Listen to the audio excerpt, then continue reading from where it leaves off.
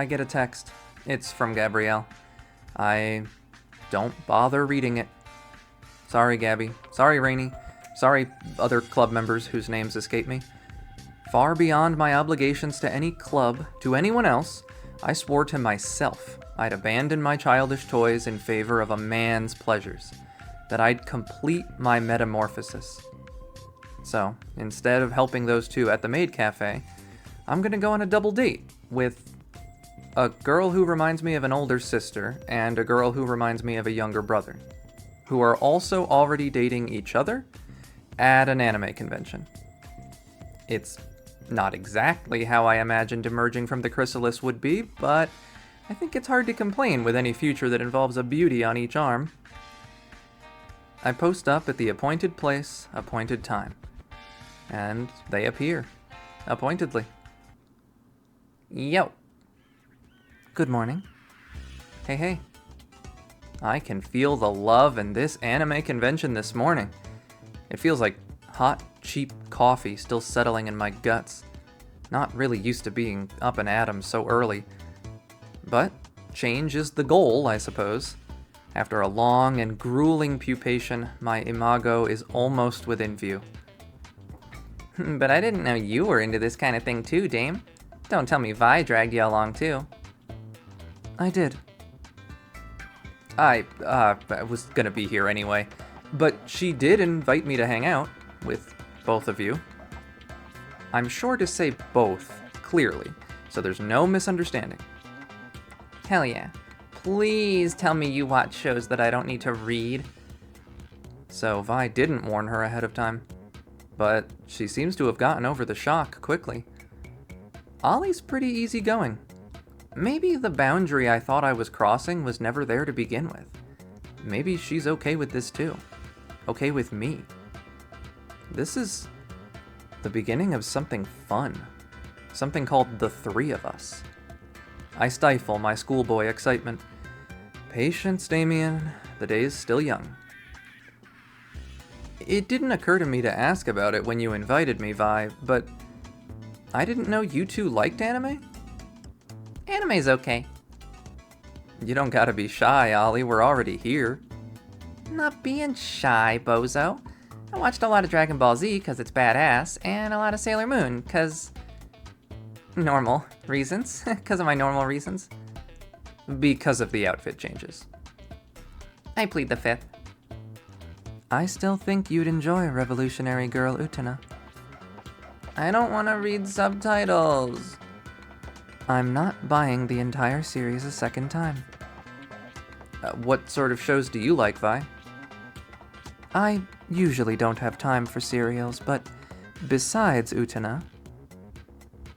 Ollie looks at me like I just walked face first into a cactus. Aimed for the Top and its recent sequel series are among my favorites. The adaptation of Urasawa's Monster is also quite good, though I do recommend reading it instead. The same guidance holds true for Gantz as well. If you're open to manga, I'd also recommend Appleseed, Nausicaa, and Akira. Hibernite Renmei is I feel underappreciated. Paranoia Agent is excellent, as well as the rest of Ponsan's oeuvre. I adore Ghost in the Shell and Standalone Complex, though I prefer the original film. Cat Soup is also a favorite, and I'm tremendously enjoying Masaki Uesa's ongoing Kemonozume. And, of course, Ginga Eiyu Dentetsu, though I'll admit it's a bit dry. Does that one come in English? No, and my laserdiscs aren't subtitled either. Of course, if you're willing to learn the language. I'm struggling with beginning Japanese 1 as is, so we'll call that one aspirational. Honestly, I didn't realize she was that passionate about anything. Beneath that stony demeanor, Vi's cute? Actually, it occurs to me. You're in the anime club, aren't you? Yeah. Kind of her to use the present tense. What sort of shows do you like, anyway? Romance stuff. She gives me that little smile again. Must be nice for her to be able to talk with someone about anime for once, even if... Cute. I'm not exactly as cultured in my tastes as she is. Ollie's soul appears to have left her body. Might be a good idea to keep things moving. The con itself, for being put on almost in its entirety by the school's anime club, is shockingly competent. It only kind of feels like a bunch of 20-somethings playing pretend. High schoolers, driven in by their parents, cavort around campus, probably fantasizing about when they get to reach independence. There's cosplayers, there's people selling prints, might be from the art program. Someone lugged some sound equipment over and some guys are playing anime theme songs on a keyboard. There's the Maid Cafe, the sign for which I spy next to a cracked open door with a modest line of people leading out of it. I'm not racked with guilt or anything, but I do feel a little bad. I try not to meet any of my other club members' gazes as we walk around. What's a Maid Cafe? Damien. She looks at me with sincere-seeming inquisitiveness. Wait, really? It's, suddenly a familiar feeling. A thing that screams to me, run, leave. It's like a cafe, but there's girls in maid outfits who serve you food and stuff. Maid outfits? Yeah, like French maids with the big skirts and aprons and ruffles. And they act all formal and call you master and stuff. I shouldn't be shocked you'd. We gotta go. Olive. Vivian. No. Come on, French maids, skirts, and that other stuff Dame said. There's a line. We'll miss the film screening. But the sign says it'll be closed by the time we're out. That's too bad. Wasn't expecting to have to play mediator so early, but that said, there's not really a way to do both. I'd really prefer to avoid Gabrielle and Rain, all things considered, so siding with Vi is probably the play here. Though I worry if she's here for a screening, I might be in for a different kind of trial. What exactly is the screening, anyway? A favorite. Mind game. Feature directorial debut of Masaki Yuasa. It's... well, I don't want to spoil anything. New experiences are best enjoyed with open eyes and a clear mind. But I think you might find some resonance with it, Damien, if you watch attentively. That name sounds vaguely familiar. She might have mentioned it during her deluge of anime watching bona fides. That could be fun. French maids. Chin up, Ollie. There's always time for French maids later. Maybe Vi will... Never mind. We settle in for the movie, in a large classroom with a projector screen, helpfully signposted as cinema with some Japanese text beneath. It's an experience. Loud and colorful and strange and nuanced. Arresting, pointed, and more than a few feet above my head. Would that I could see what Vi sees. But more importantly, it's a first date. After the unexpected emotional whirlwind of the anime convention, Professor Walter's class felt stable, reliable, comforting. Less intimidating than it did at the start of the semester, honestly. I wasn't much better at biology, but I wasn't afraid of touching the equipment anymore. Progress is progress. The important thing is that I'm feeling more motivated lately. Guts, blood and guts. And my day-to-day life has certainly become more eventful. It's a tiny tissue sample under a slide. And unless you're seeing something I'm not, there's definitely no blood. You gotta use your imagination, man. Doesn't it feel like we're doing some sort of mad science right now? Sample or not, it's intestines, so it counts as guts. Who knows how it made the journey from some poor schmuck's belly to our microscope?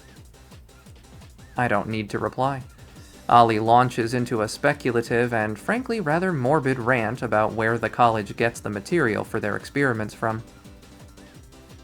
I vaguely register her repeating a first-hand account of someone else's third-hand account of a time a local guy holding his large intestines in with both hands calmly took a bus to the hospital.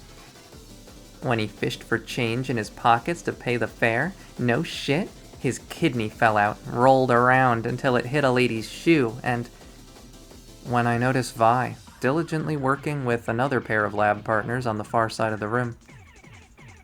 Now there was a woman that could make even leaning over to calibrate the lenses on a microscope look elegant. My heart leaps with tentative hope. Getting to know Vi and Ollie hasn't always been the smoothest experience, but I can feel myself slowly molding into someone that they need, filling a gap that neither of them were probably even aware existed between them. I start to wonder if there was ever any actual doubt in my mind that I wanted to unwrap this cold beauty, make a home for myself in the warmth that she kept hidden from the world.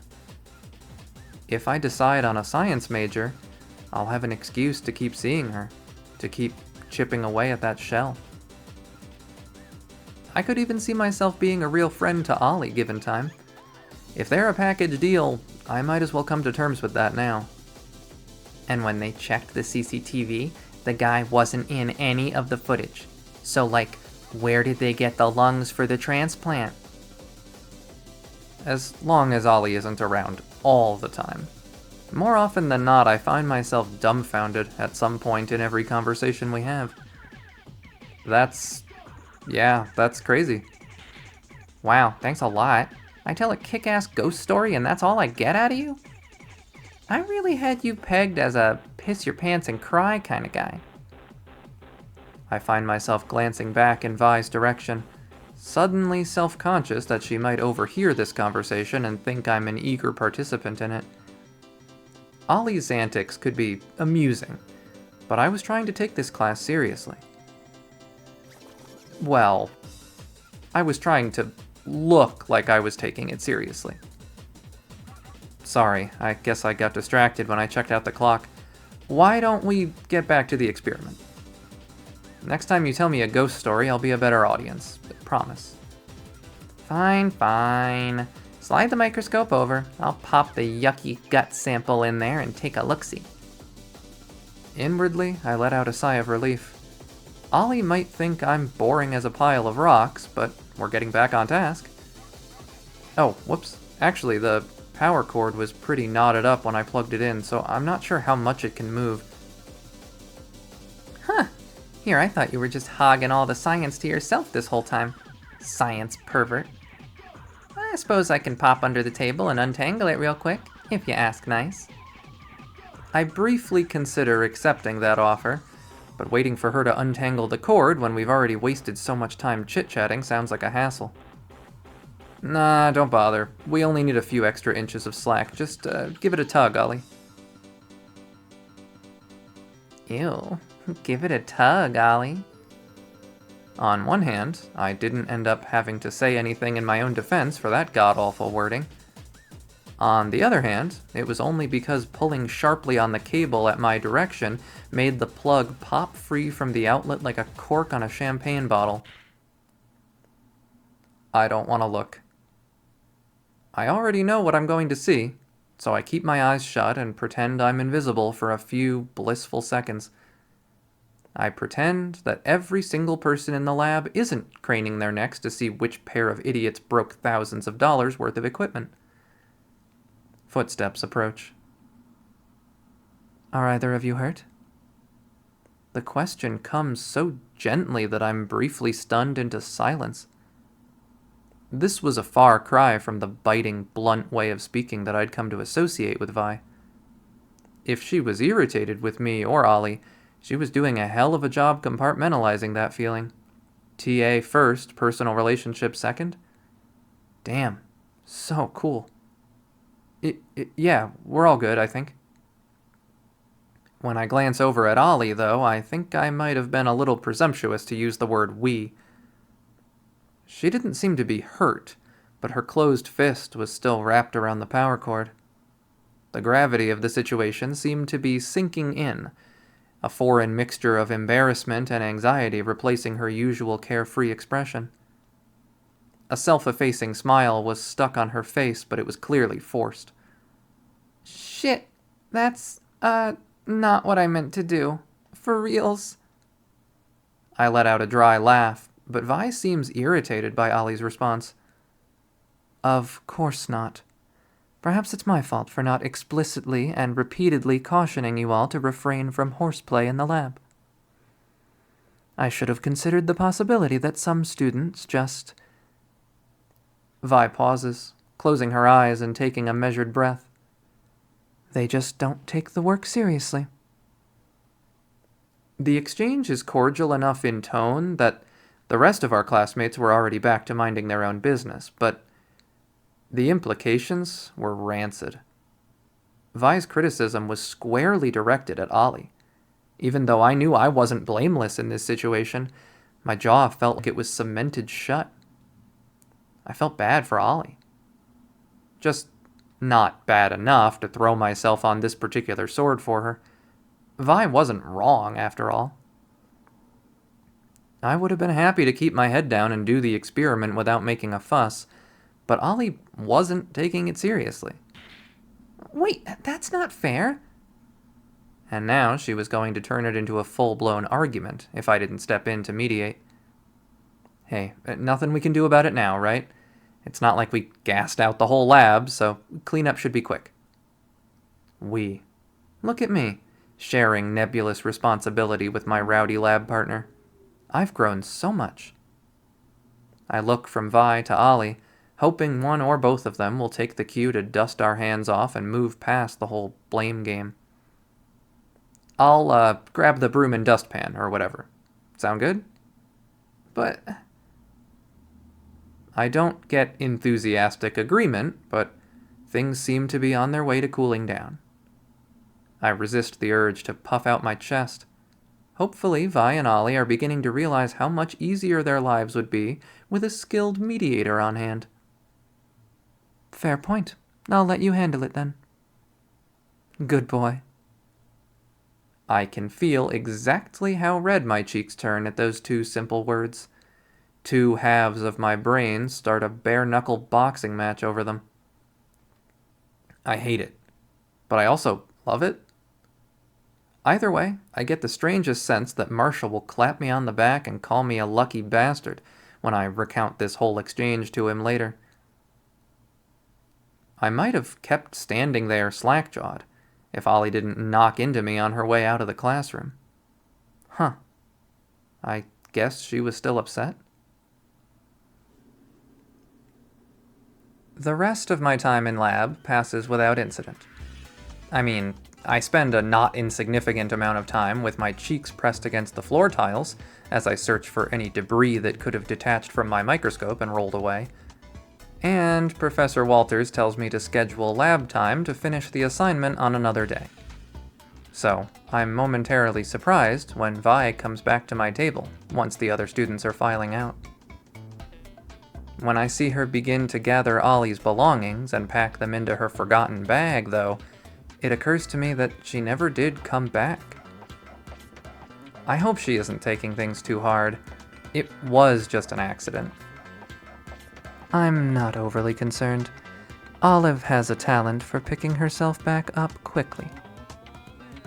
Vi walks around the table until she's standing next to me, eyes cast downward in contemplation.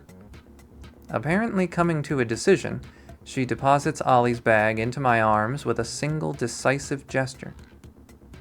I'll trust you to get these back to her. You can do that, right? If I had a tail, it would be wagging like crazy. You hear that, world? She trusts me. Oh, for sure. You guys can count on me, Vi. Only, am I supposed to know where the hell she went? Interpreting my hesitation like a second language, Vi lets out a somewhat weary sigh.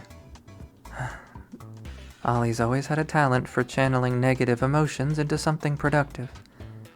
Not academics, unfortunately, but she tends to seek refuge in her hobbies. Vi pauses. She looks at me and waits. Oh shit, You're a genius. Language. This is still a classroom, Damien. Vi's scolding doesn't dampen the high of feeling a light bulb blink to life somewhere in the dusty attic of my head. If I'm being honest, the scolding is kind of starting to do it for me. Don't worry, I got this. But it's getting kind of dark, so I should, get going getting it. Swiftly. I'm not a poet, sue me. You do that. Good luck, Damien. There's enough light that I don't have any trouble following the increasingly familiar trail to Ollie's home base. She mentioned wanting to tidy up and make room for some new materials, but not what she wanted to make next. Man, I hope I don't get roped into extracurricular hard labor. Knock knock? Weird. I half expected to see Ollie scurrying back and forth, working out her frustrations by tossing long pieces of water-damaged wood into piles. Things do look a little tidier than the last time I was here, but a budding carpenter is conspicuously absent from the scene. Was Vi off base? Did Ollie come here and leave already? My eye is drawn to the blue tarp slung over the tree like a makeshift shelter. For some reason, I'm compelled to look behind it. Ollie?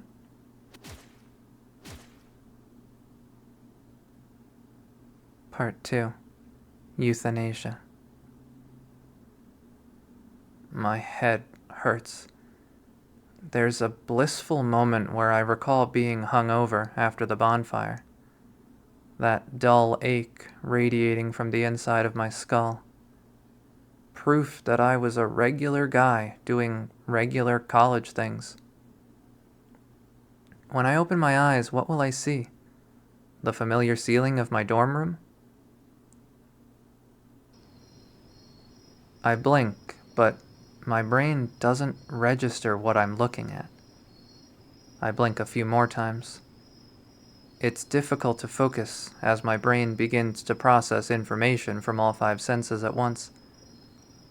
I have to sort through it one by one, or it'll never get through. I feel pain. Definitely pain. Some of it could charitably be classified as an ache, but it's a much more layered experience than that single word. It's inside and outside, radiating out from one general hemisphere of my poor skull. If I try to hone in on the exact sensation any longer, I feel certain that I'm going to spill the sour contents of my stomach into the cold dirt. Dirt, that's what I smell. Dirt and plastic. I'm flat on my back, but I seem to have crawled my way onto a cleaner surface than the damp forest floor. When I manage to turn my head, condensation from my breath collects on this unfamiliar material. My mouth tastes bad. My tongue is dry. A sticky line of drool connects the corner of my chapped lips to a vanishing point somewhere in my hairline. It reminds me that I'm thirsty and unlikely to encounter a convenient source of water anytime soon. I don't need a good look around to know where I am. A small mercy, with the violent way the ground beneath me continues to lurch and wobble like an ornery horse determined to buck off its rider. The woods. Right, wasn't I looking for Ollie? Fuck. I almost don't recognize the voice when I hear it. In between the sound of hard earth being scraped, tense muttering cuts through nature's unassuming ambiance. I consider the possibility that I'm injured, and Ollie is worried about my well-being. She wouldn't be my top choice for a first responder, but it's gonna be fine. This is exactly how Vi would handle it. It takes some effort, but I manage to turn my head and squint into the darkness. It's heartening to hear Ollie considering what her level-headed friend would do in this situation, but no. Vi would have a fucking shovel, not this improvised bullshit. Why is she gouging chunks of grass and dirt out of the ground with the back of a claw hammer?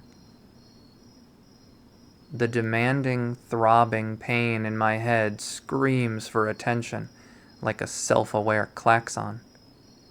Adrenaline forces my eyes open, desperate to make sense of the situation. My body moves on autopilot. Any conscious input from me was beyond useless at this point. I stagger to my feet and run as fast as they can carry me. Hey! Hey! You son of a... I desperately want to rationalize what's happening to me, but it's a futile effort. Ollie snuck up behind me and hit me in the head with a hammer. She tried to kill me. She was in the middle of executing a half-baked plan to dispose of my body. My half-frozen muscles burn from the effort of running. The cold air stings like hell, and I realize I'm fucking naked. My bare foot slips on a soft pile of autumn leaves. I trip and fall forward. I push against the ground and steady myself on my knees, but the sudden interruption of my frantic escape makes my body rebel against me. I vomit all over the backs of my hands. The stress of running makes me hack and cough. My lungs burn. My throat burns. I retch again, stomach empty. I think I start to sob. Nothing about this is fair. Well, that didn't take long. Adding insult to injury, apparently I didn't even make it very far. Did Vi tell you? Growing up, my home life wasn't so good. I wouldn't say it was bad.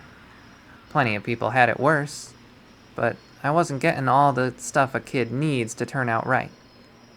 Vi's family looked nice in comparison, but they had their own issues. All I saw was the big family meals and their big house. You're curious, aren't you? I can tell. Anytime we talk about Vi, your eyes light right the fuck up. Well, too bad. Not my story to tell. I'm not saying that's a bad thing, by the way. If anything, it's like I'm looking in a mirror. Did you notice? We're actually pretty alike. I guess that's why I figured you should get a second chance. It's like, shit, I've been there. Misbehaving gets you attention, so why stop? Plus, you scurry like a damn rabbit. I was like, fuck, look at him go. Then, like, god damn it, I got puke on my shoes. Anyways, if no one teaches you how to act, you never learn. No. My cheek stings, red and swollen. I curl into myself, retreating further back into the makeshift shelter that Ollie constructed for me. How long have I been here? If the sun rose and fell once, how many more times has it happened? It feels like ages, but I can't accept that. Someone would notice if I was gone. We aren't even that far from campus. Vi knows where I am. She knows that I went to find Ollie. She must be worried about me. Are you even listening? Christ's sake, it's like talking to a wall. Hot tears sting my eyes. Gaze cast downward, I see Ollie shove a plastic tray in front of me. A squat water bottle, half of a dry sandwich, an apple. It might as well be a feast. I reach out, but she tugs it backward again. Using those grabby hands is how you got yourself in this situation. You gotta earn it. I dare to meet her eye, but the corner of her frown twitches further downward. When I sniffle pathetically and look away again, she lets out a low hum that almost sounds like tepid approval. I learned early on that I didn't need words anymore. Our every exchange was the same, in essence. A transfer of power, where she slowly siphoned away my personhood. Ollie squatted beside me like a patient guardian. I couldn't stand up, even if she'd let me.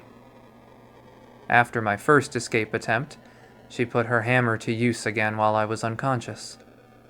My badly swollen ankle looked like the world's ugliest watercolor painting, dappled almost black purple and putrid green. The skin peeled away after the same spot was struck too many times, chipped pieces of bone threaded through the flesh like sewing pins. If I wanted to go anywhere, now I could only crawl. And I want to pretend that I don't know what Ollie wants, but feigning ignorance isn't going to save me. I'm being domesticated. The only factor within my control is how difficult the process will be. Hey. Ollie grasps my chin, swiveling my head from side to side and speaking slowly. Last chance, or I'm taking the food away. We're both quiet. She sighs and begins to pull away. I grasp her very small wrist loosely. I dip my head down. I hesitantly lick the back of her hand, then her palm. Her fingers curl slightly as I timidly tickle the sensitive skin with my dry tongue. Good boy. I used to beg Vi's parents to adopt me. It's actually so embarrassing when I think back on it. I heard him compare me to a stray dog a few times, but I was too young to know it was mean-spirited. I loved animals. I'm a dog? Sick. What kind? Like playing pretend. Her folks thought animals were dirty, but Vi liked them just as much as I did. When she told him she wanted a pet, it turned into a whole thing. She wanted a pet? They'd make her work for it. She already made good grades, but now they had to be perfect. More chores, harder chores. I taught Vi how a lawnmower works. They made her save money and fill out the paperwork. Obviously, she managed to do it all. Vi's like that. Never saw her give up on something she wants. Picked out a dog from the local shelter that no one else wanted. Not a little puppy or some show dog with perfect pedigree or whatever. His name was Oliver. Man, I hated that dog.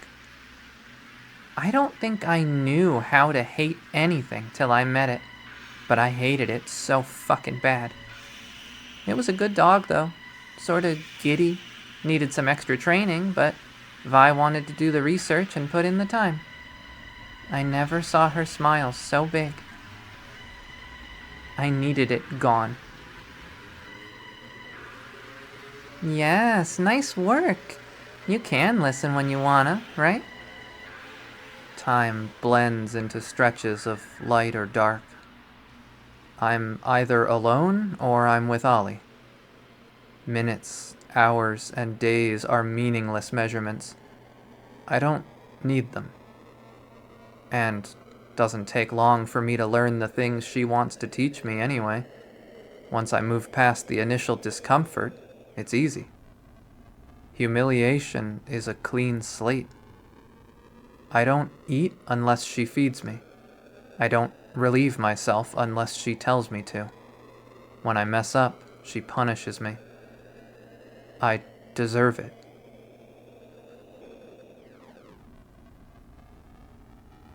Quit the misbehaving. Do you want your dinner or not? In these moments, I see the similarities between her and Vi so clearly. I still wonder if she knows what happened to me. Ollie tells me that she was able to give Vi her bookshelf. It's not a secret anymore. Maybe I'm the new secret project. I'm the trash that no one will miss. I can be recycled into something worthy of these women who see potential within my rot.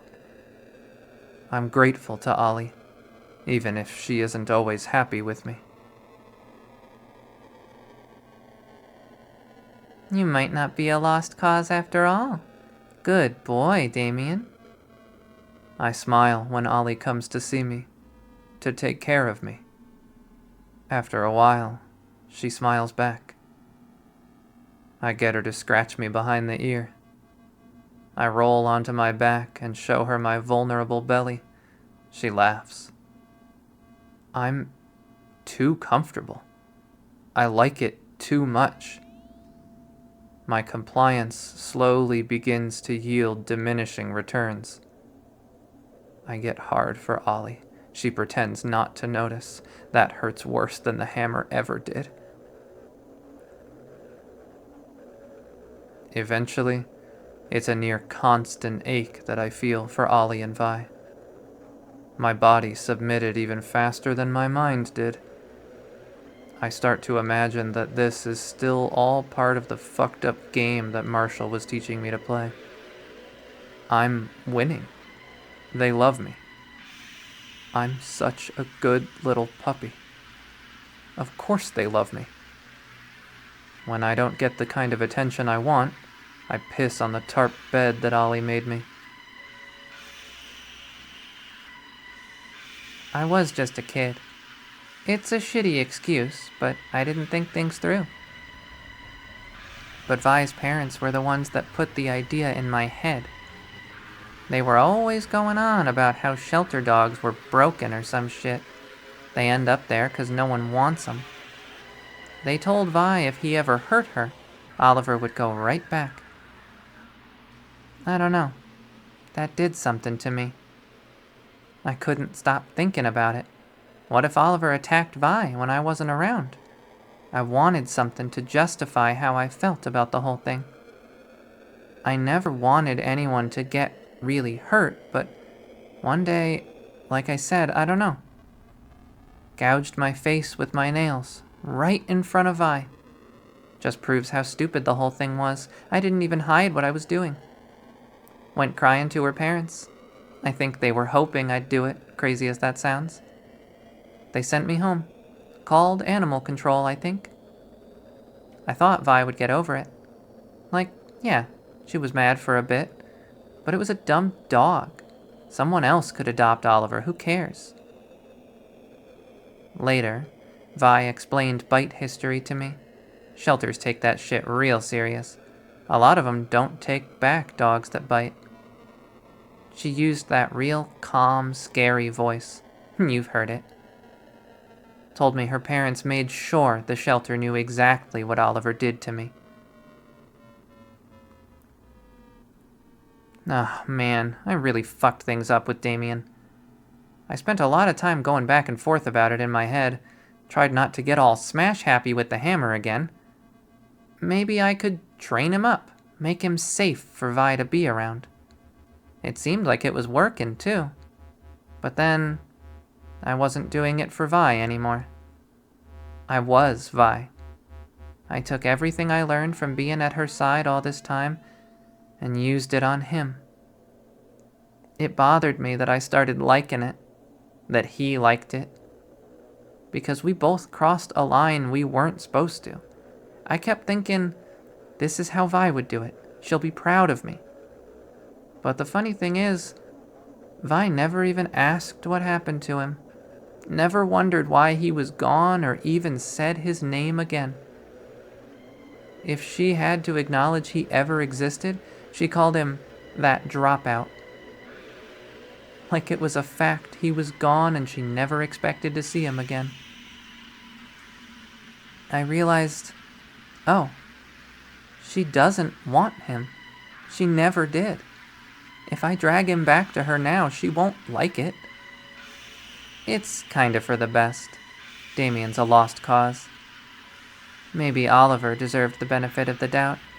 I don't regret trying to make up for what I did to him, but it wasn't gonna work. Hey there, you ready to learn a new trick?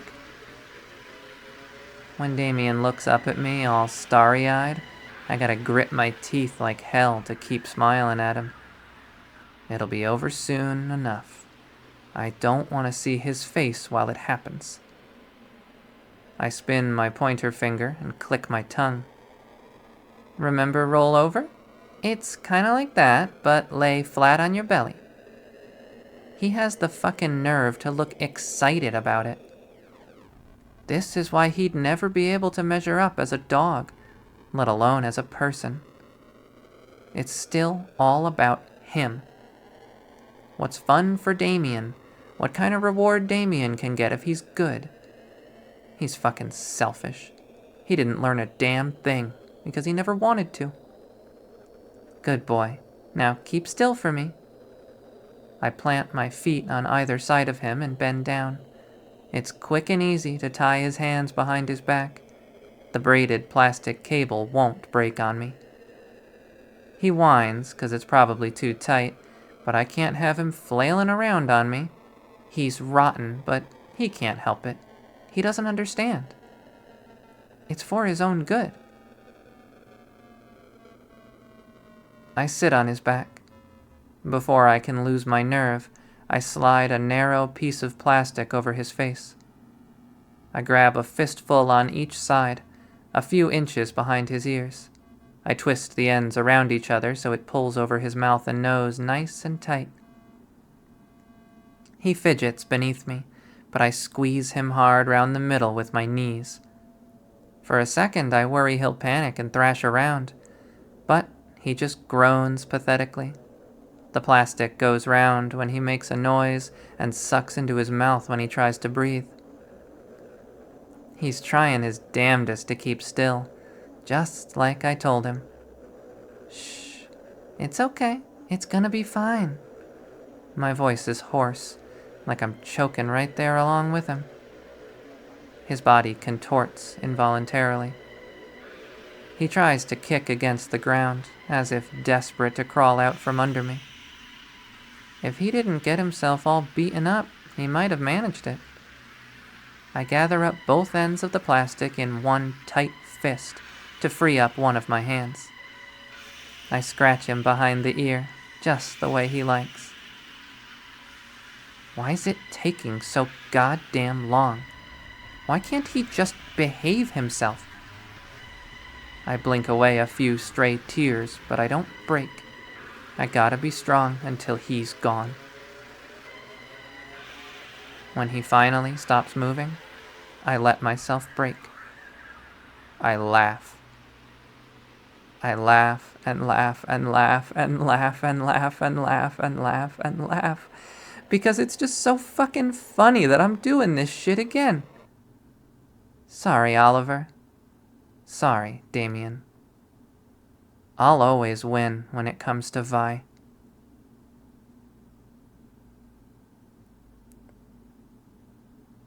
And last but not least, let's travel back and see Vi's ending.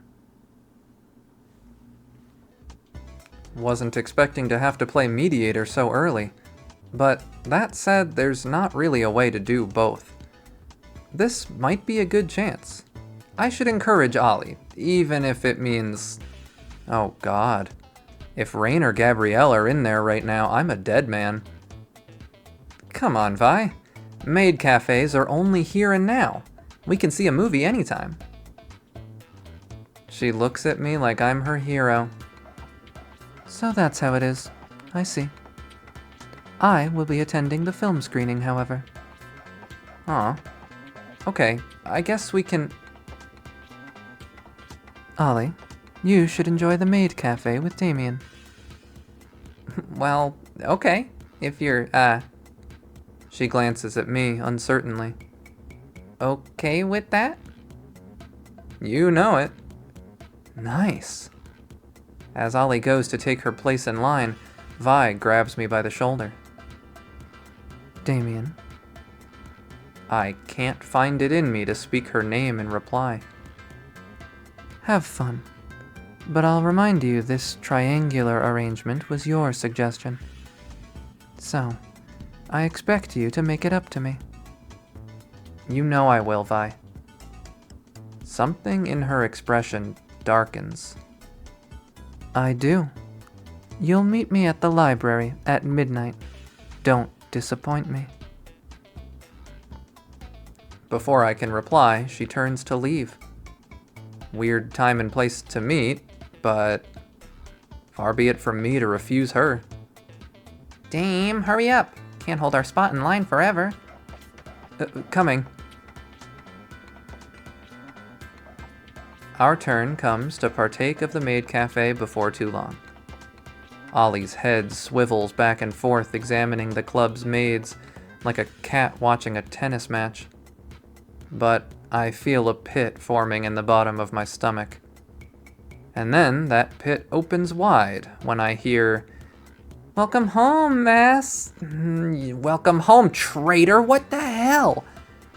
Hey, Gabrielle, I can explain. Her expression reverts to a gleaming smile in an instant. Sorry, have we met before? Hey, come on, Gabrielle. Gosh, it's just been so busy that I can't recognize all the different people who promised to show up. Thankfully, we have a table that just opened up, perfect for 2.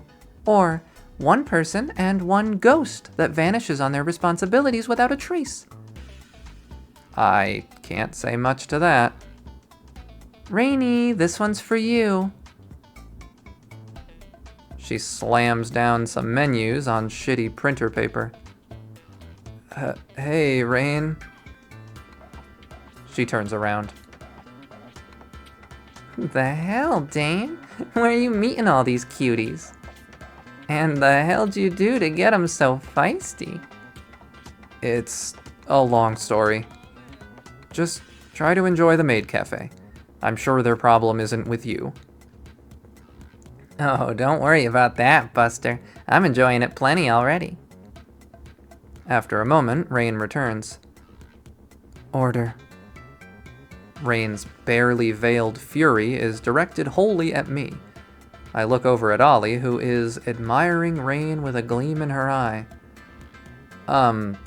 Just, hot chocolate, please. My voice quiets pathetically.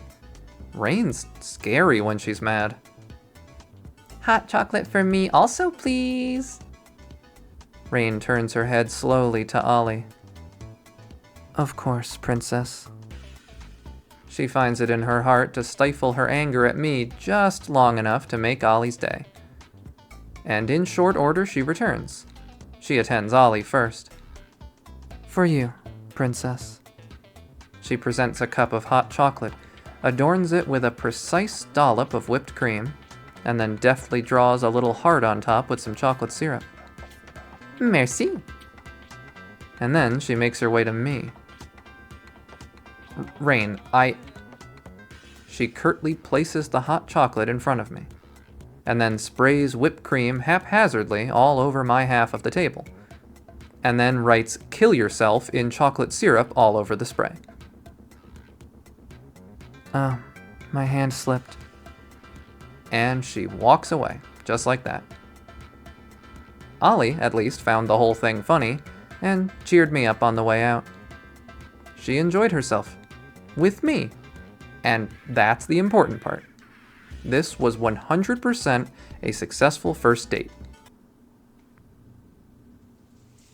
I feel like I've been at the library after hours more often than is expected of a freshman who's yet to even pick a major. They usually chase me out around 10. It's midnight now. Only faculty have access after hours. And I suppose teachers' assistants are faculty. Or at least Vi is. It's not hard to imagine Professor Walters having just given her his key so she can do the entirety of his job. She really is a hard worker. Calm and collected, always willing to shoulder another responsibility, never backing down from any challenge. I know I've been leaning towards Ollie, but it's not like Vi is lacking charm either. In fact, she's got it in spades, aces, clubs, and hearts, a stacked deck in more ways than one. Her voice and gaze are steel, her affections honey, and her body, well, it speaks for itself, doesn't it? If I started waxing poetic now, I'd be standing out here all night. Probably freeze to death. I never know whether she sees me as a boy or a man, but she makes me feel like some third thing, somewhere between or beside. No, not something. A very specific thing. A dog. obedient and dumb, hopelessly enamored. I'd fight anyone to keep my spot in her lap to myself. It's admittedly harder to pick between her and Ollie than I'd thought before coming here. It'd be nicer not to have to pick. I've got the affection to spare. They're very opposite girls. Ollie's a tomboy, for one, and I like tomboys. Talking to boys is easy, and a girl who is a boy is like chocolate and peanut butter to me. Tasty as hell. But Vi is a woman's woman. A lady, by every definition. I barely know what to say to her, what to make of her. But she's awe-inspiring in that way, too. Makes me want to be more. As ever, I have no real idea what I actually want. My true love, I think, is mercurial. A billowing dream with a woman's vague shape. Trying to nail down the specifics is... well, I suppose I'll be figuring that out soon. As we reach the entrance to the library, obviously empty, besides books and the left-on lights, Vi unlocks the door and ushers me in. And locks the door behind me. I stop in my tracks, watching her do so, and then she turns her gazes to me. Just making sure. Making sure? That no one interrupts. Oh, fuck. Oh, fuck, oh, fuck, oh, fuck. She's serious. She's not going to take no for an answer. Good call. That look in her eyes leaves no room for doubt. Something is happening here tonight, whether I like it or not. So, I've bravely decided ahead of time to like it. Though, you just said to meet here, not, like, what you wanted to do. What I want to do? Uh-huh. With you? Uh-huh. Right now? Her lips separated from mine by only an inch. No, half an inch. Eye to eye, toe to toe. Chest to bountiful chest. Is study. Oh, come on! Study? Yes. There's a specific book. You're going to read it with me. What's the book? She steps up to me, and then to my side, assertively placing a hand on the small of my back. How about we find some place comfortable to read first? Then I'll tell you all about it. Hold on. It's not over yet. We're so back. We find our way to a cozy reading spot in the far back corner of the library. It's got a couch and a big table, and beanbags and everything, and it's always swarmed during the day. But it's just us in here tonight. And she's picked a place with a lot of cushioned surface area, hasn't she? Oh, fuck. Okay. Calm down. This might just be, fuck, what did they call that in intro psych? Apohemia? It could be anything. She takes a seat at the edge of the big couch, setting her bag down. Damien. Vi? I'd like you to go retrieve the book for me. Okay. What's it called? It's called Hemochrome. It's in the anatomy section. Shiny red cover. Can't miss it. Okay. What's it about? Her smile warms about 10 whole degrees, and she stares directly into my eyes. The human body, in its entirety. Man and woman, nerves and muscles, ranges of motion, stretches, exercises, collaborative positions, associated sensations, exquisitely detailed.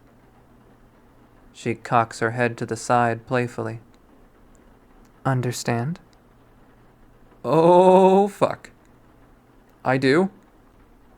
Good. Go fetch. I need to freshen up. Get ready. Maybe slip into something more comfortable. I dutifully obey, trying not to slobber. Trying not to... Christ, okay, focus.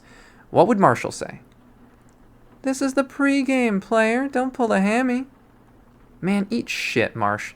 Hope all the time you spend with sevens will make missing out on this 10 less miserable. I say that, but if I can't find a book with an 11-letter name and a single color cover, she might just ditch me. I pore over every shelf like my life depends on it. My virginity certainly does. I'd probably give one for the other at this point. But after a few minutes of this... Damien, have you found it? Not yet. Been looking, just... Don't worry, I'm sure it's there. I checked before you got here. If that's the case, then why the hell'd you ask me to... I know. I'll help you find it. Oh, you don't have to... But I want to. We'll be going through it together, after all. Was that a giggle? I think I feel the temperature in the library rising. Hey. Her casual greeting falls upon the back of my neck like a warm blanket. Her hands fall upon my shoulders in much the same way. Hey. My reply is barely louder than a whisper.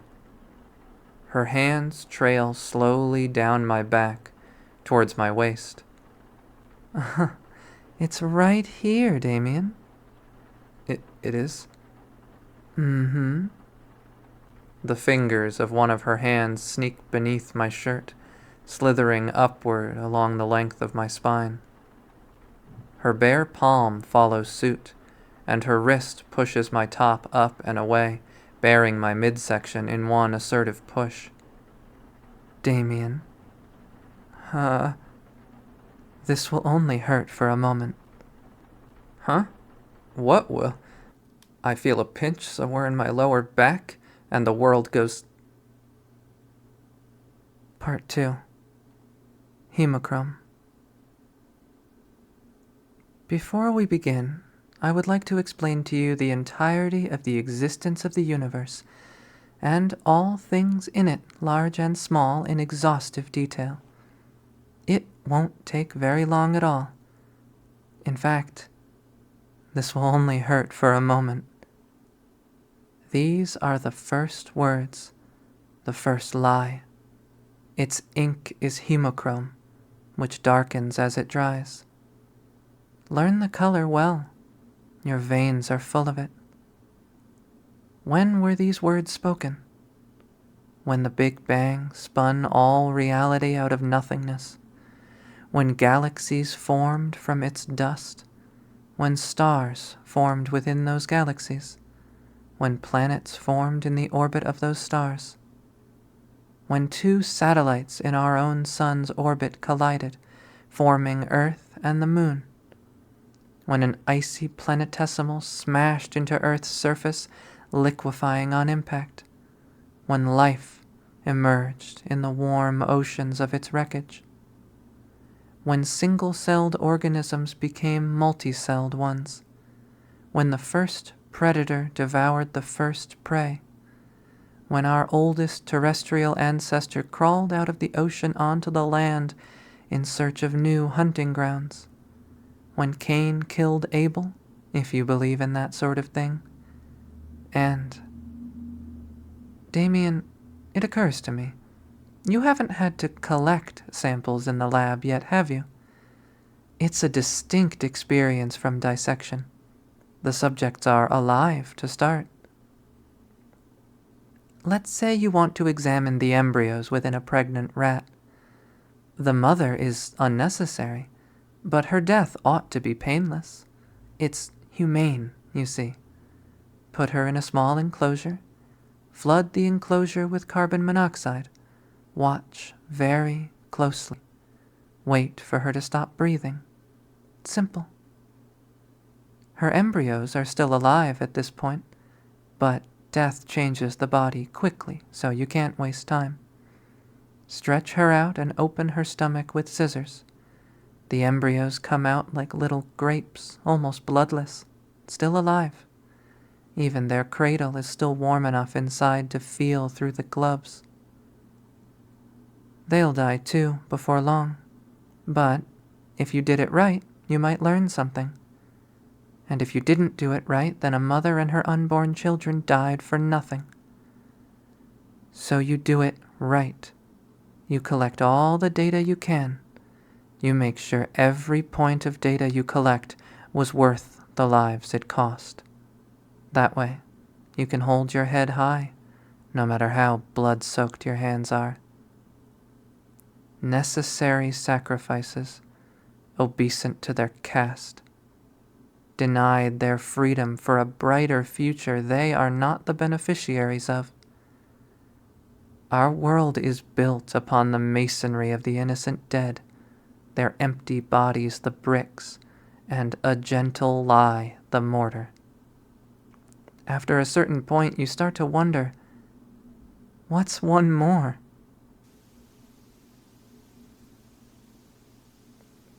Something feels different. Everything cold. My heart pounding. Sweat. All I feel is my skin. My body returns to me in a slow whisper. My vision first. Everything unnaturally black and blue. The suggestions of a ceiling somewhere through the ocean's veil. A strange reddish color fills the center of my sight in a shape I can't quite describe, and slowly blooms and fades away, filling my eyes with color once more. Good, she says. You're awake. She pulls at the edge of a bone-white latex glove, taut enough to see her skin beneath, and then releases casually, the latex snapping loudly back to shape. I struggle to respond, but my lungs haven't quite caught up with me. I shiver. Cold. Try not to overdo it, Damien. It'll be a little bit before your strength comes back. Where are we? I ask. The Parsons building, she says with an innocent smile. Don't tell me you don't recognize it. Now that she mentions it, yeah, this is definitely the place.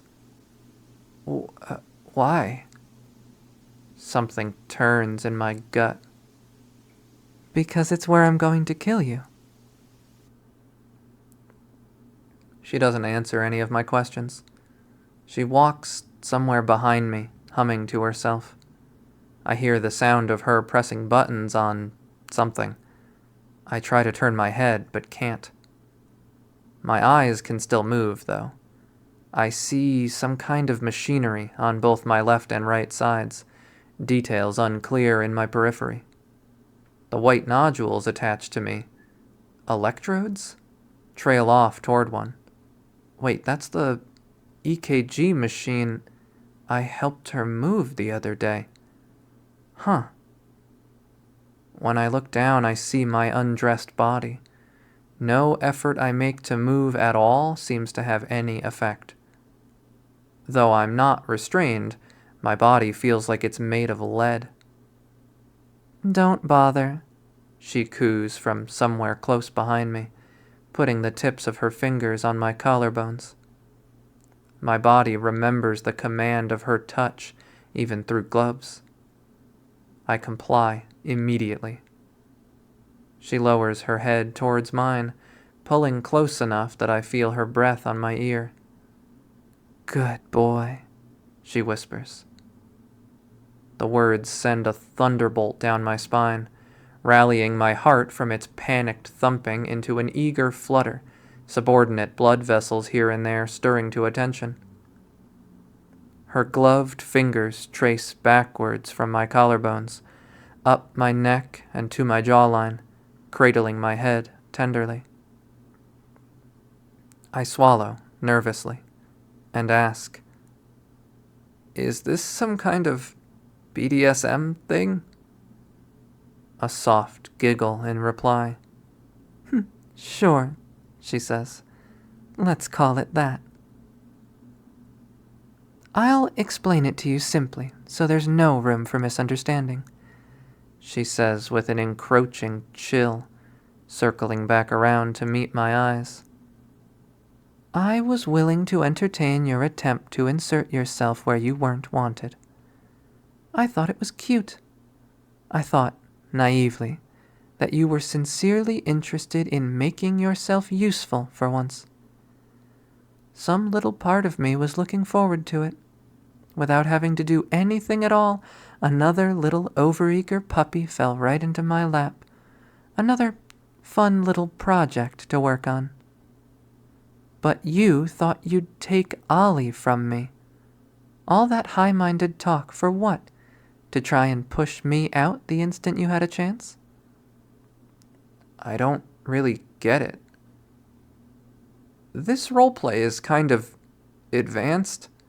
It's my first time, Vi. Can we try something more, normal instead? Her brow furrows. No.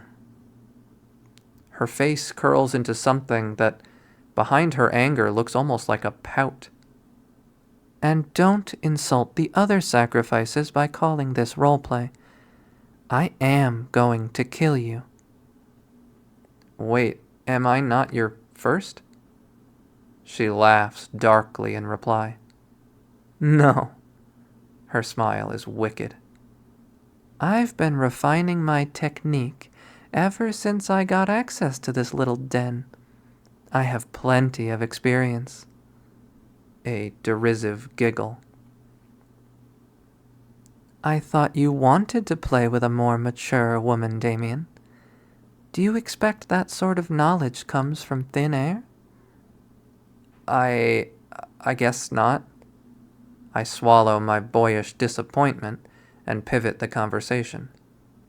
So, could you show me what kind of experience you're talking about? Gladly.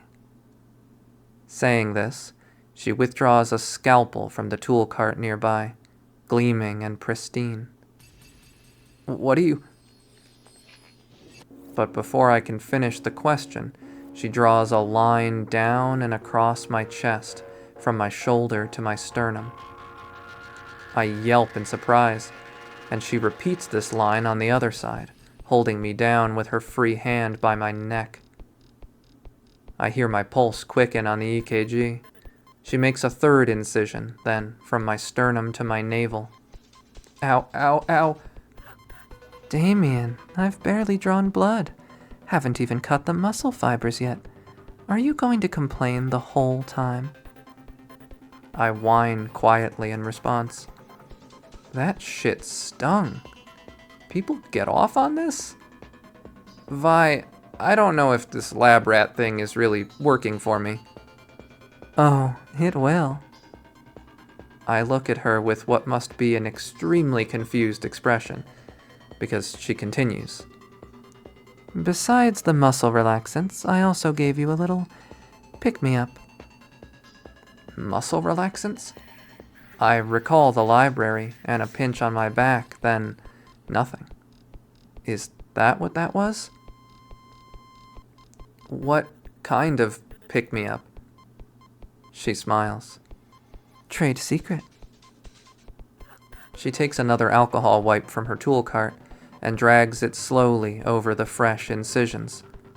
It feels like having the broadside of a red-hot knife pulled across my chest, raising the surface of my skin as it passes. I suck in air through my teeth. So sensitive, she coos. Her voice is like rainfall, gently washing away the momentary heat. My heart skips a beat, but returns with fervor. I squirm beneath her shadow.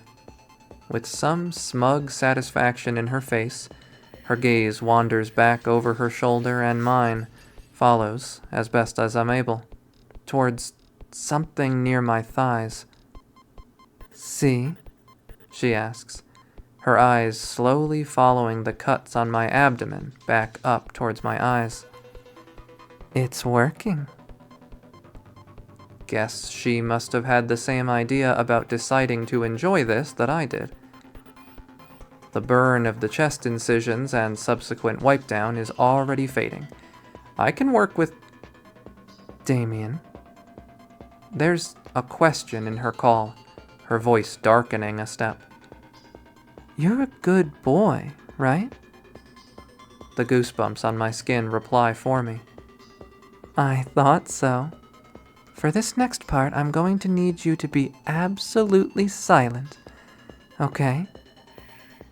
I do my best to nod in assent, soundless.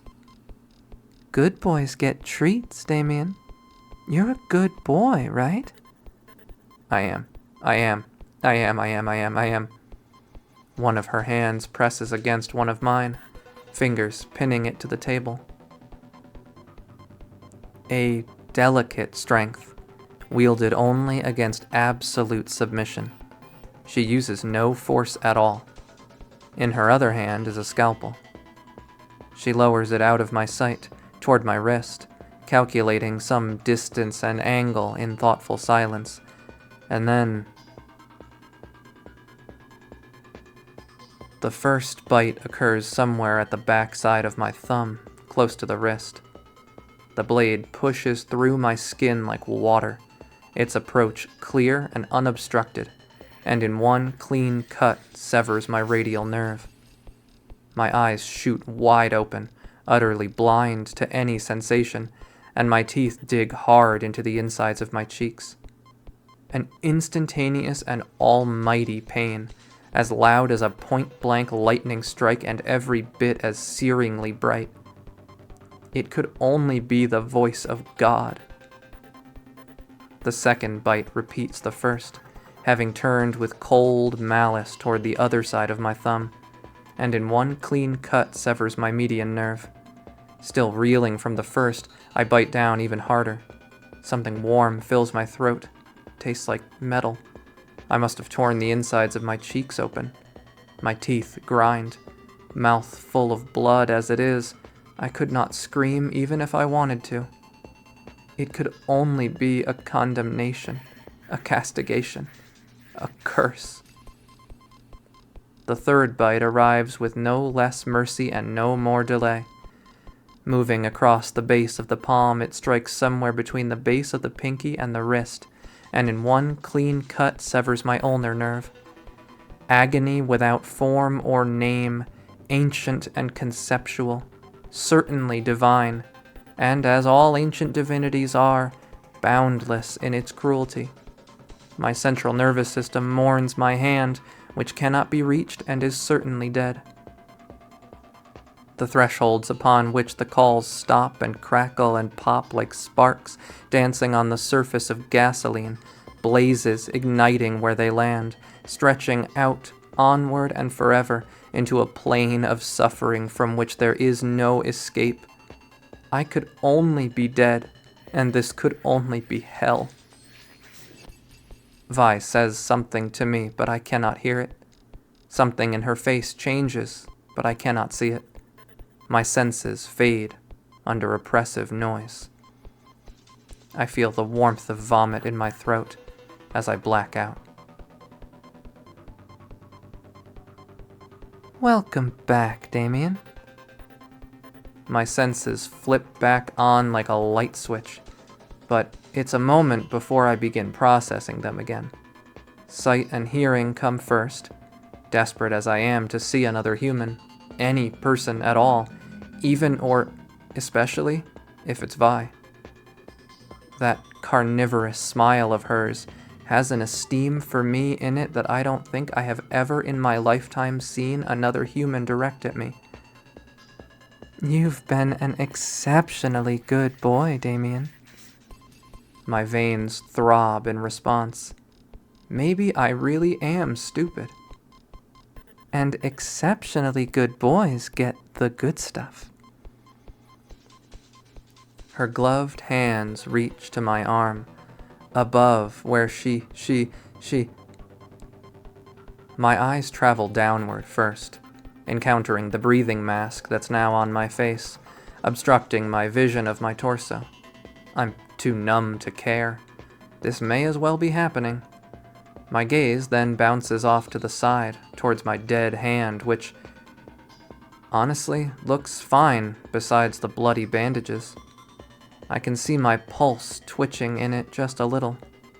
Further up my arm, around where her gloved fingers rest, is an IV tube, which connects to a machine just far enough in my periphery to not be identifiable. Feeling better? She asks. I feel a little itchy? I try to tell her, but I can't move my mouth. Don't actually answer that question. Besides the breathing mask, you did a number on the inside of your mouth. Had to pack it pretty tight with gauze. Best not to try and talk. Seems like reasonable advice to me. I don't want to talk, or think, or stand. I don't think I ever want to leave this table. My bare body, covered in sweat, is cold again. I wish she would throw a blanket over me and let me sleep. I wish she'd crawl in next to me and... You passed the first test with flying colors, by the way. Not one peep. Bit the tip of your tongue off, even. Any further back and...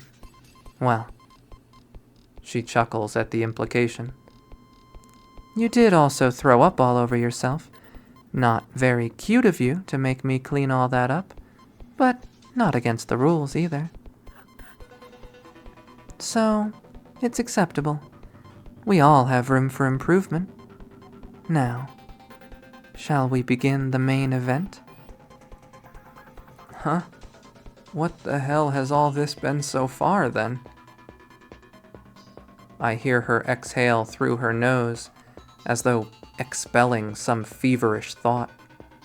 She repeats the torso incisions from earlier precisely, though I cannot feel them at all.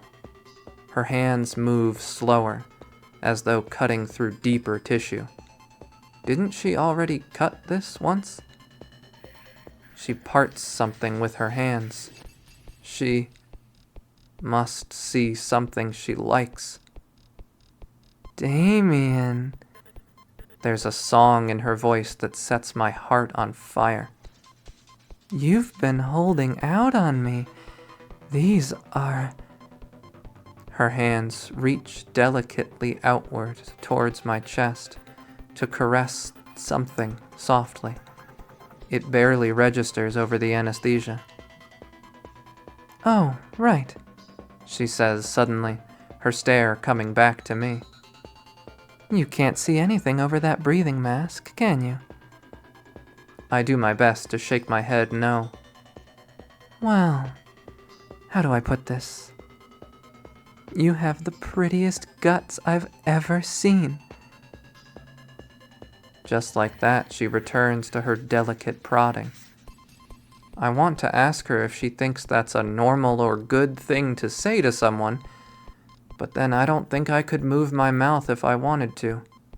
It's feeling pretty tightly shut. And then I feel a tickle in my stomach. Damien, I wish you could see this, she whines. Your intestines are so gorgeous. Bubblegum pink and glistening. I could just... And she interrupts herself to wiggle her fingers in the gaps between my intestinal tract. I feel like there's worms crawling in my gut. She giggles, awkward and girlish. I had no idea she had such a cute side to her underneath all the scowling she's always doing. And then something catches her eye. Damien, I need to see your heart right now. She announces this to me as though offering me an opportunity to react, but I cannot speak or meaningfully resist, so I just sort of lay there quietly. And without hesitation, she starts sawing through my sternum. I feel awkward as I watch her work, her eyes set somewhere both beyond and within me. After a few moments, she spreads my ribs open, a muffled, wet crack. Even through the anesthetic, it feels tremendously weird. She stares down at my open chest.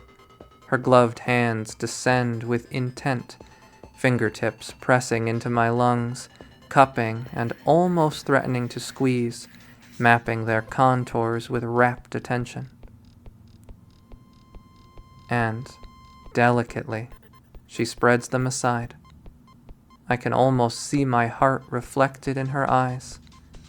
She stares with naked desire and gently prods it with a finger. A dull, quiet ache radiates through my whole chest and subsides as she pulls the finger away. She touches it again, slowly, more gently, and traces its shapes, riding its expansions and contractions like a wave. It feels like butterflies filling my chest cavity, from up, their wings at rest, gently twitching. My whole body feels like soda fizz, carbonation hissing. Is this the anesthetic? A little moan escapes the gauze packing my mouth shut. I think she won't notice through my breathing mask, but she notices. She looks at me thoughtfully, and then back and over shoulder again. I can't follow her gaze over the breathing mask, and the anesthetic makes it difficult for me to know for sure what she sees. A devious sort of look settles onto her face, though, which gives me a pretty good idea. Damien, a breathy whisper. Do you feel this? I watch her shoulder, which seems to be moving, but I feel nothing. Long, slow blink for no, 2 quick ones for yes. I close my eyes for a few seconds. She hums, considering something, and then she reaches over to one of the machines and presses a button a few times. There. We'll start at half and see how you do. Half? Half what? It creeps up on me slowly. I feel a draft in my stomach. I feel my ribs ache in the wrong place. That fizzy feeling suffusing my body turns hot, like TV static transforming into a swarm of ants before your very eyes. I think they are eating me alive. Her eyes wander, surveying my writhing body. I groan through my gag, hoping she'll take pity on me. She ignores me for a moment, before looking me in the eyes. Now, let's try that again. She leans over me like a pianist at her keys. One of her hands slides inside my open chest cavity. Its fingers glide along the fibers of my intercostal muscles, then to my exposed ribs and my cracked sternum. She teases the opened bone with a flick, which still feels like a hammer strike through the lower dose of anesthetic. The other, oh, I see. Unable to look down past my breathing mask, my eyes look to her. Her eyes are cast down towards her work, but they shift to meet mine for a moment. That wicked smile on her face hasn't subsided at all. I can feel the warmth of her hands through those latex gloves, digits slick and wet. I try not to think too hard about what substance that might be. My breath catches in my throat. The first hand squeezes a lung, gently. I cough. I try to focus on what the other hand is doing. Sensations familiar to me. I can feel my own heartbeat in my neck. She feels it too, with the first hand, teasing an artery with her fingertips. The inside of my chest is on fire. Focus, focus, focus. The sounds from the EKG speed up, and she... Crushing pain. The first hand closes around my heart just gently enough that it can't expand. I can feel tears in my eyes. I try to scream, but it dies in my mouth, swallowed up by wet gauze and reopening mouth wounds. Focus on me, Damien. Focus, focus, focus. Shut out the pain, shut out the cold, focus. Follow her fingertips, know them by position. Follow the lines they trace, up and down. Ignore, Ignore the feeling of the other hand in my open chest cavity, positioned to pinch an artery shut. Follow the curve and weight of her palm, the pressure, the squeeze. It doesn't matter, it doesn't matter, it doesn't matter. I can feel it. I'm so close. But she stops. I can feel my body burning around me, and she stops. Please don't stop. Please don't stop. I don't care if I die. Just please. Damien, she whispers, with palpable worry lurking in her voice. You wouldn't happen to be violently allergic to latex, would you? What does that have to do with any... Anaphylaxis, right at the finish line. Honestly, so close to perfection. A fly in the ointment. What's worse is you never even brought it up. Was I supposed to know? Did you expect me to notice that you only ever used nitrile gloves in the lab? Well, I did, but I assumed it was poor taste on your part, as so many things are with you. You probably didn't even know you were allergic, and just picked nitrile because latex doesn't feel as nice or something. I can hear you saying it with perfect clarity. Stupid asshole. I could always see it, you know, the way your eyes strained at me, wishing you could see beneath my clothes. The way your brain revved full power, imagining what Ollie was shaped like underneath hers. The way you schemed. You believed, sincerely, that you brought anything to the table that would make anyone want you. And you believed both of us did. Was it pride? Greed? Simple delusion? Who's to say? I could see all of you. Every wretched little impulse, every firing neuron. But you never saw anything. You never noticed the way she never once looked at you with any desire. You never noticed that she had no more affection for you than any other classmate. You never noticed that she only had eyes for me. You never noticed that the pick-me-up thing was a complete lie. That one, admittedly, was surprising. I thought I was clever when I started using that line. You're allowed to enjoy it is just so forward. I couldn't imagine it working on anyone, so I dolled it up. A little trick. If you did enjoy it, it would have been because diabolical me forced you to. I didn't want any of the others to doubt their impulses. But I had begun to reconsider it. It never worked, not even once. So, why did it work on you? Are you really that stupid? Do you want to die? If so, you're so close to everything you want.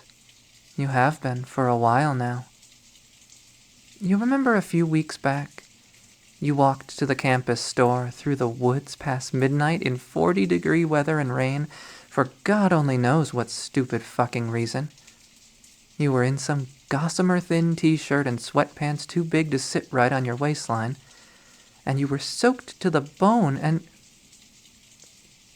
Standing there in the unfeeling white light, shivering, miserable. You couldn't even tell, could you, the way you looked, that plaintive face? The gentle line of simple muscle following your jaw to your sharp little collarbones, the pale, wet skin, the soft, undeveloped pectorals, the contours of your rib cage and iliac crest framing your tender stomach. I knew right then. I knew where this was all going to end. My car's warmer than this. I can drive you back to the dorms. You can dry off on the way. I would have said something like that. You'd have agreed, of course. Clearly, you'd do anything I asked as long as I paid attention to you. You're so easy to please in that way. It's both your cutest and most contemptible quality. I think I would have f***ed you in the back seat before anything else. I was feeling impatient. we wouldn't have left the parking lot. I'd have taken you back to the Parsons, even if I had to drag you, and then I'd kill you.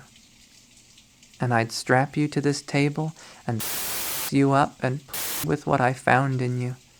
And if you were still alive after all that, then I'd you. I could have done it in any order, honestly, so long as I didn't leave any meat on the table. But there was a witness. Last person to see you alive is a bad look. So instead, I decided to wait. I've gotten very used to waiting for people to play catch-up. Just another fun little way you keep reminding me of her. Olivia wanted my companionship. I gave it. She gave hers in return, which was nice. She was free-spirited and joyful then. She wears a collar now. I had this dog. No, I still don't really want to talk about it. She could tell the story better. I barely remember the specifics anymore. Not to say the dog didn't matter to me, but the mind has a way of filtering out unactionable sources of pain. It was a simple tragedy, the kind that happens to everyone. Tragedy just means that the forces which caused something to happen are intractable. Everything that has ever happened is a tragedy. Do you know why we use rats so often in the lab? I mean, yes, because rodents are small and easy to feed and prolific breeders and all that, but why rats? When you do this long enough, you start to develop an encyclopedic knowledge of how combative certain species are. Some mice bite and scratch more than others. They're all wild animals. But a rat is an urban scavenger.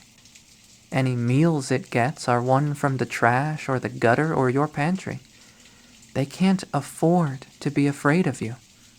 And humans don't like eating or even touching rats. It's an ecological adaptation. A rat instinctively knows humans aren't their predators. So, they often don't mind being touched, being held. They might even like it. That's why you pick a rat when you have your choice. They are very easy to kill. They don't bother to fight back. Their bones snap so easily it's like they want you to kill them. They think it's all fun and games right up until it's not. You collect the data. You look down at your blood-stained hands. You hold your head high. This will only hurt for a moment. He's stable, for now, but not too stable. Shame. If he'd managed to finish, I might have sewn him up and taken him home. Painkillers and antibiotics, plenty of bed rest.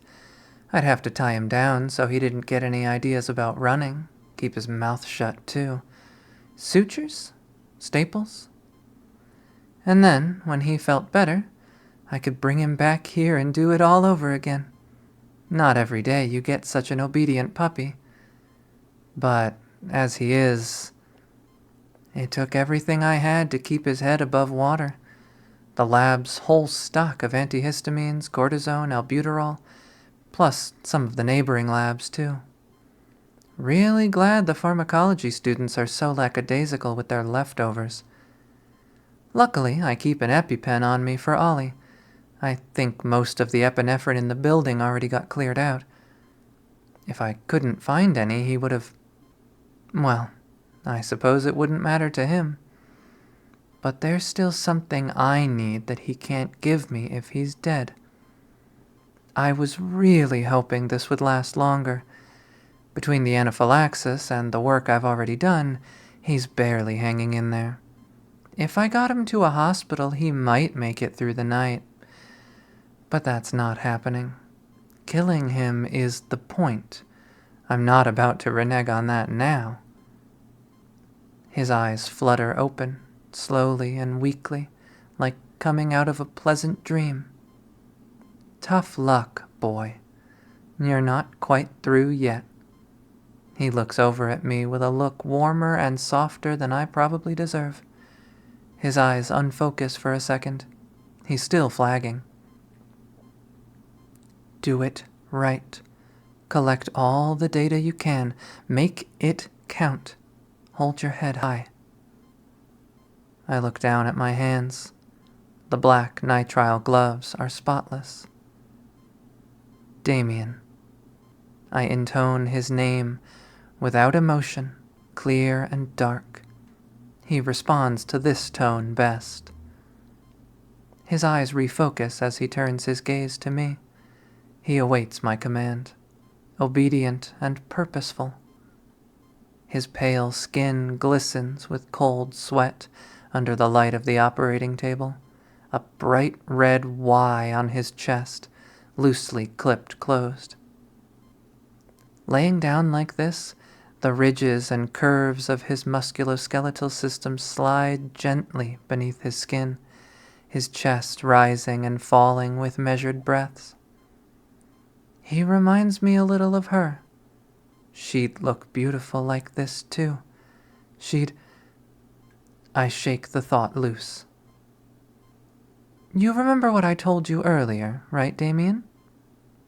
2 quick blinks. That I brought you here to kill you. 2 quick blinks. I'm going to do that now. 2 quick blinks. He watches me as I open him up again. His skin and muscles are soft, and my fingers part them easily. It feels almost as nice as his insides do. His heart rate stirs a little. It's slower than I'd like.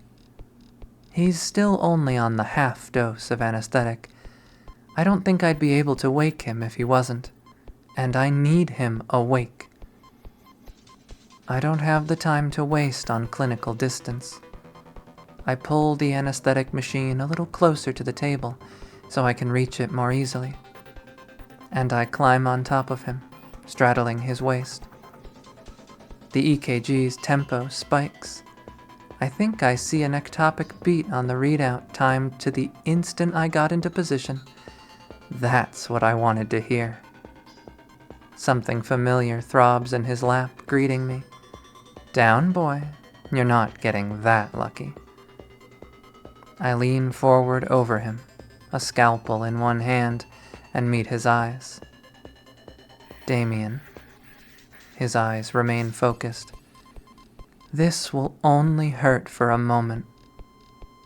His stare is resolute, then 2 quick blinks. I know how I'm going to do this. I wasted a lot of time pulling him back from the brink. Something too messy would take too long to clean. Something too slow would take too long to kill. I think he'll only last a few minutes at most, so I need something decisive. I unfasten his breathing mask and toss it to the side. I put a finger to his lips to demand his continued silence, but he makes no movement to speak. He watches me intently. I lean forward and kiss him on the lips. For just a moment, I hear his heart flutter on the EKG, data I won't be able to collect later. All I taste is dry blood and saliva. That settled, I return to my upright position. I reach over and turn off the anesthesia machine. And then, pressing down on the space between his collarbones with my free hand, I bring my scalpel down and puncture each lung. His reaction is muted at first. He still has enough anesthetic in his system to dull the shock of the punctures, though he does exhale at the pain. He does not realize that in the space of a few breaths, he's collapsed his lungs. This veil will lift very soon. The scalpel's roll complete, I toss it aside and lean forward to meet Damien's eyes. I pull close, laying on top of his open chest cavity, feeling the warmth of his insides through my rapidly reddening sweater. He bucks his hips against me with what little force he can manage, the struggling impulse of a dying animal. Even on the precipice of death, he's desperate to fuck me. It's fine. I don't want to pretend either. This is the part I enjoy most. I grind against him in reply.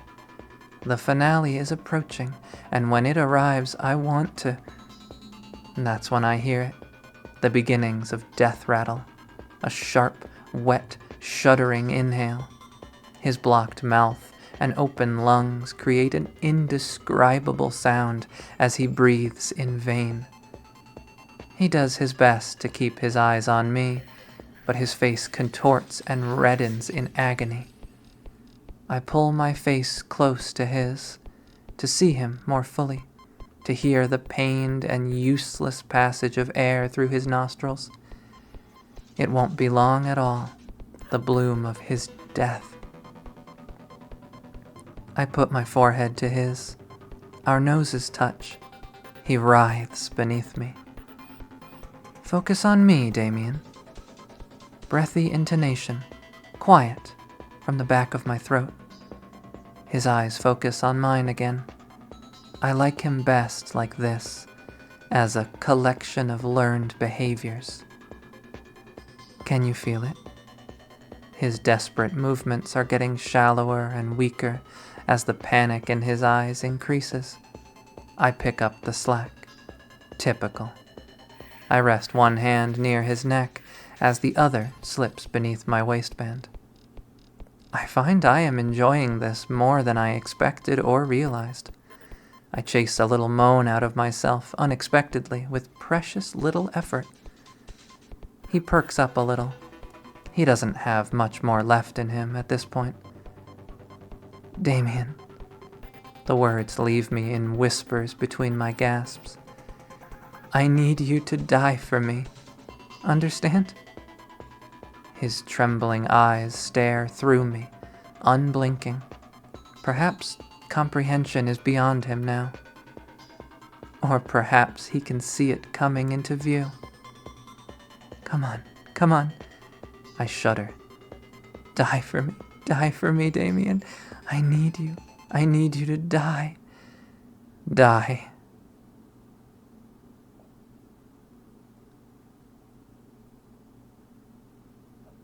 It takes an hour or two afterward. I clean the surfaces with bleach wipes. I put the machines away. The discarded tools go into the waste receptacle. My blood-stained clothes go into the body bag with the cadaver. They'll all need to be burned. I keep a change of outfit in the lab for this exact reason. Not the first time it's come in handy. Probably not the last, but who knows? My youthful indiscretions discreetly filed away. My respectable image maintained just like that. I get to return to the quiet day-by-day of a hard-working grad student, an utterly normal woman. I get to live another day. The safety shower is cold. I think about him for a moment, oxytocin swirling through my blood, painting my memories rose-colored. I think about the light leaving his eyes. I hold the memory close. I think about her for a moment, oxytocin swirling. I think about her. I stop. I clean thoroughly. My future is written in hemochrome, which darkens as it dries. Graduation, career, marriage, childbirth, death. This will only hurt for a moment.